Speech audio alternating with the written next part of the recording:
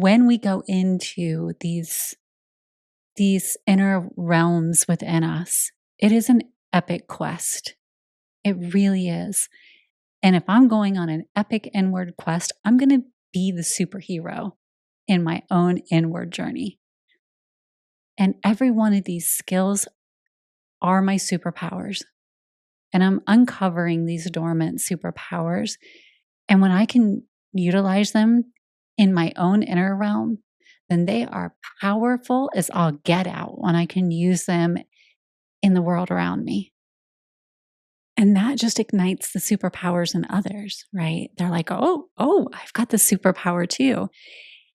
And when we can make light of it, and I mean like actual light, right? The energy, the light of it in that way, then it becomes more fun and it doesn't feel so heavy and like it's going to crush my soul diving into it this way. It's like, yeah, it sucked. What happened in my life sucked. And there's no way around that. But it also isn't happening to me now. But the longer I carry around the energy of it, the more it keeps happening to me now.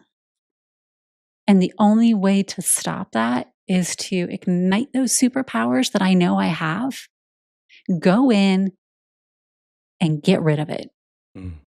Put it back in the past where it belongs so that it's not still happening to me now. Clear up the trail.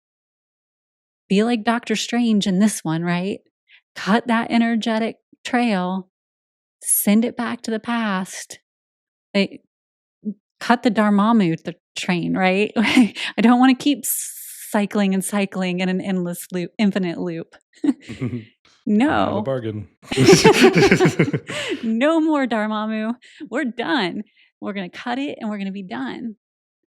And that's exactly what this gives you the power to do, right? Cut the infinite loop that these memories and these energies hold on you.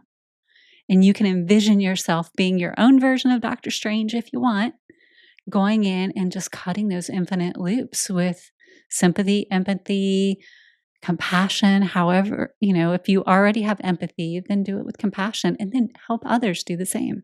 I really like that visual of bringing light to it, because it kind of reminds me of like when we're kids and the lights are off in the room and we think, oh my gosh, there's monsters, it's scary, it's everything. And then the moment the light flips on, it's like, oh yeah, no, it's everything's fine. And so it's just kind of that, and it's not to, I'm using this, like, it's not to discount anything that we have experienced that would feel very dark and heavy.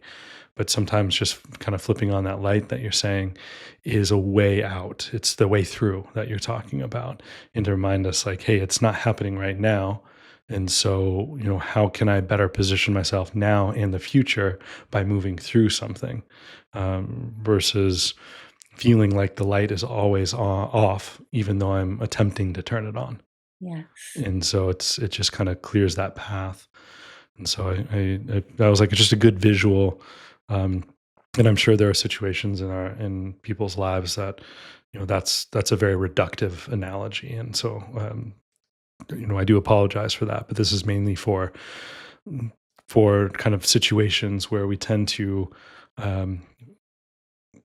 hold ourselves back when it's things we could actually move through relatively quickly, that aren't as intense, but sometimes it feels that way. And so it's, how do we pull ourselves out of situations when, I've been this where I'm like, I'm actually in my own way. Mm-hmm. And I'm the one who's perpetuating it in that sense. And it could be something small or trivial, but over time, it's kind of like if you hold a glass of water, it doesn't feel like a big deal for like a minute. It's like, okay, I can do that.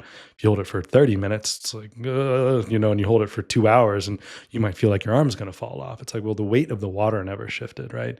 But how long you hold it, that's what kind of starts to bring you down. Yes. And so that's kind of where this analogy could kind of help when moving through things.